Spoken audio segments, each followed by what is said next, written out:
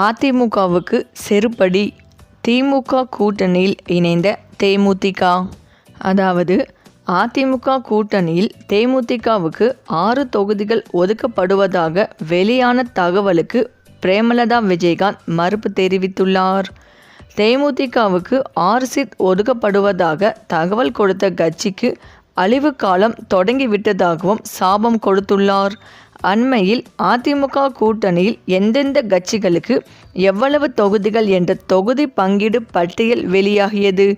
அதன்படி அதிமுக 170 தொகுதிகளிலும், பாஜக மற்றும் பாமக 23 தொகுதிகளிலும், தேமுதிக மற்றும் அமமுகவுக்கு தலா 6 தொகுதிகளும், ஓபிஎஸ் மற்றும் ஜி.கே. வாசன் ஆகியோருக்கு தலா 3 தொகுதிகளும் ஒதுக்கப்பட முடிவு செய்துள்ளதாக கூறப்படுகிறது.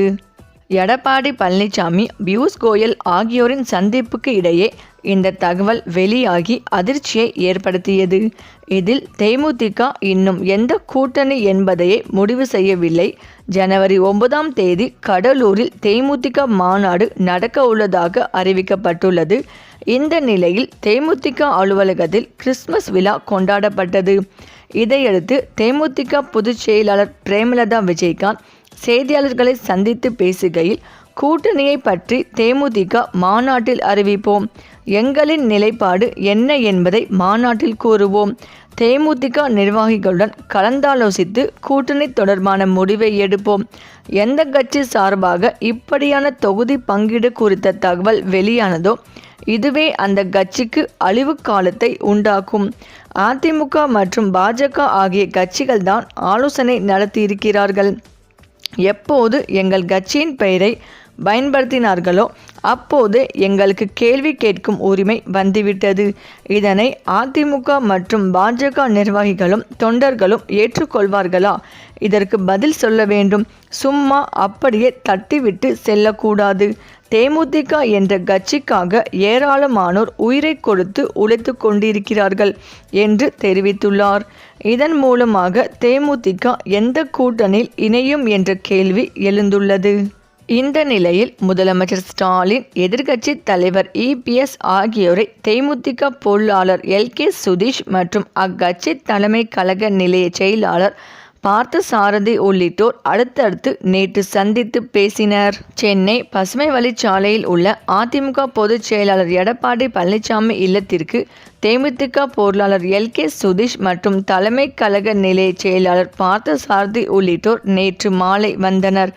அப்போது இபிஎஸ்ஸிடம் விஜயகாந்தின் 2ஆம் ஆண்டு நினைவு தின நிகழ்ச்சியில் பங்கேற்க நேரில் அழைப்பு விடுத்துள்ளார். சந்திப்புக்கு பிறகு செய்தியாளர்களை சந்தித்த எல்.கே. சுதீஷ், 2ஆம் ஆண்டு குரு பூஜையை முன்னிட்டு எதிர்க்கட்சி தலைவரை சந்தித்து அழைப்பிதழ் வழங்கியுள்ளோம். அரசியல் குறித்து பேசவில்லை. முதலமைச்சரை சந்தித்ததும் அழைப்பு கொடுக்க இருக்கிறோம். கூட்டணி குறித்து பொதுச் செயலாளர் முடிவு எடுப்பார் என தெரிவித்தார். இதனைத் தொடர்ந்து திமுக தலைவரும் தமிழக முதல்வருமான மு.க. ஸ்டாலினை நேரில் சந்தித்த எல்.கே. சுதீஷ் உள்ளிட்ட தேமுதிக தலைவர்கள் தேமுதிக நிறுவனர் விஜயகாந்தின் 2ஆம் ஆண்டு நினைவு தின நிகழ்ச்சியில் பங்கேற்க அழைப்பு விடுத்தனர். மேலும் தேசிய முற்போக்கு திராவிட கழகத்தின் நிறுவனரும் தமிழக சினிமாவின் பிரபல நட்சத்திரமும் முன்னாள் எதிர்க்கட்சி தலைவருமான கேப்டன் விஜயகாந்தின் 2ஆம் ஆண்டு நினைவு தினம் வரும் டிசம்பர் 28ஆம் தேதி அனுசரிக்கப்பட உள்ளது. இதனையொட்டி சென்னை கோயம்பேடு பகுதியில் உள்ள அவரது நினைவிடத்தில் தேமுதிக சார்பில் பிரம்மாண்ட குரு பூஜை நிகழ்ச்சி ஏற்பாடு செய்யப்பட்டுள்ளது. இந்த நிகழ்ச்சியில் அனைத்து கட்சி தலைவர்களும் பங்கேற்க வேண்டும் என்ற நோக்கில் சிறப்பு அழைப்புகள் விடுக்கப்பட்டு வருகின்றன. இதன் ஒரு பகுதியாக நேற்று டிசம்பர் 25 தேமுதிகவின் முக்கிய நிர்வாகிகளான பொருளாளர் எல்.கே. சுதீஷ் மற்றும் துணை பொதுச் செயலாளர் பி. பார்த்தசாரதி ஆகியோர் நேரில் சென்று இரு முக்கிய அரசியல் தலைவர்களை சந்தித்தனர். முதலில் அதிமுக பொதுச் செயலாளர் எடப்பாடி கே. பழனிசாமியை அவரது இல்லத்தில் சந்தித்து நினைவு தின நிகழ்ச்சிக்கான அழைப்பிதழை வழங்கினர். அதன் பிறகு தமிழக முதலமைச்சர் மு.க. ஸ்டாலினையும் அவரது இல்லத்தில் சந்தித்து அதே அழைப்பை நீட்டினர். இந்த சந்திப்பு குறித்து செய்தியாளர்களிடம் பேசிய தேமுதிக பொருளாளர் சுதீஷ், கேப்டன் விஜயகாந்தின் நினைவு தின நிகழ்ச்சியில் பங்கேற்குமாறு முதலமைச்சர் ஸ்டாலின் அவர்களையும் அதிமுக பொதுச் செயலாளர் எடப்பாடி பழனிசாமி அவர்களையும் அழைப்பதற்காகவே நேரில் சந்தித்தோம். இச்சந்திப்பின் போது எந்த விதமான அரசியல் விவகாரங்களையும் பேசவில்லை, வெறும் அழைப்பு விடுப்பதே நோக்கம் என்று தெளிவுபடுத்தினார். மேலும் அனைத்து அரசியல் கட்சிகளின் தலைவர்களுக்கும் இதேபோல அழைப்பு விடுக்கப்படும் என்றும் அவர் கூறினார். ஆயினும் இச்சந்திப்பு தமிழக அரசியல் வட்டாரத்தில் பெரும் கவனத்தை ஈர்த்துள்ளது.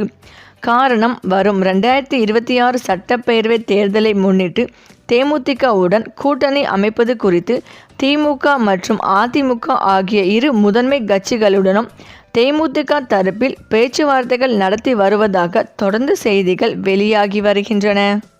இந்த நிலையில் இரு எதிரெதிர் அணியைச் சேர்ந்த தலைவர்களையும் ஒரே நாளில் தேமுதிக நிர்வாகிகள் நேரில் சந்தித்திருப்பது கூட்டணி தொடர்பான மறைமுக பேச்சுக்கள் நடந்திருக்குமா என்ற ஐயத்தை எழுப்பியுள்ளது. கேப்டன் விஜயகாந்த் 2023 டிசம்பர் 28ஆம் தேதி காலமானார் என்பது குறிப்பிடத்தக்கது. அவரது மறைவுக்கு பிறகு தேமுதிகவை அவரது மனைவி பிரேமலதா விஜயகாந்த் தலைமையில் நடத்தி வருகிறார். கடந்த 2024 நாடாளுமன்ற தேர்தலில் பாஜக கூட்டணியில் இடம்பெற்ற தேமுதிகவுக்கு வெற்றி கிடைக்கவில்லை.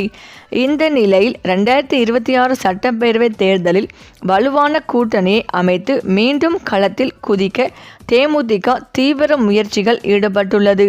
இதன் ஒரு கட்டமாகவே இந்த அழைப்பு நிகழ்வுகளும் பார்க்கப்படுகின்றன.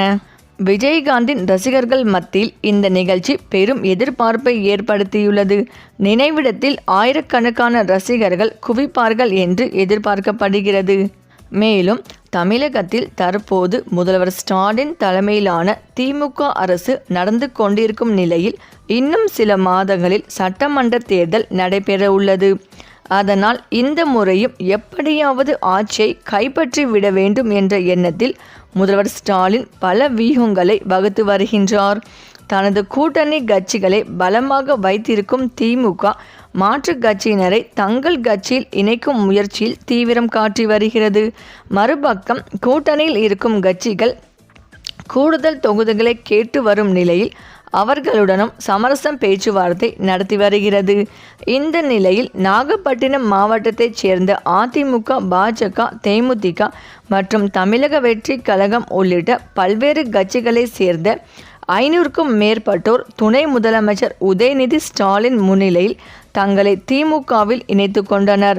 அதனைப் போலவே திருப்பூரில் அமைச்சர்கள் சாமிநாதன் மற்றும் கயல்விழி முன்னிலையில் 100க்கும் மேற்பட்ட மாற்று கட்சியினர் தங்களை திமுகவில் இணைத்து கொண்டனர். இது அரசியல் வட்டாரத்தில் பெரும் பரபரப்பை ஏற்படுத்தியுள்ளது. சரி, இந்த வீடியோ பற்றிய உங்கள் கருத்துக்களை கமெண்ட்ல சொல்லுங்க. மேலும் இந்த வீடியோ உங்களுக்கு பிடித்திருந்தால் லைக் பண்ணுங்க, ஷேர் பண்ணுங்க, மறக்காம நம்ம சேனலை சப்ஸ்கிரைப் பண்ணிக்கோங்க. தேங்க்ஸ் ஃபார் வாட்சிங்.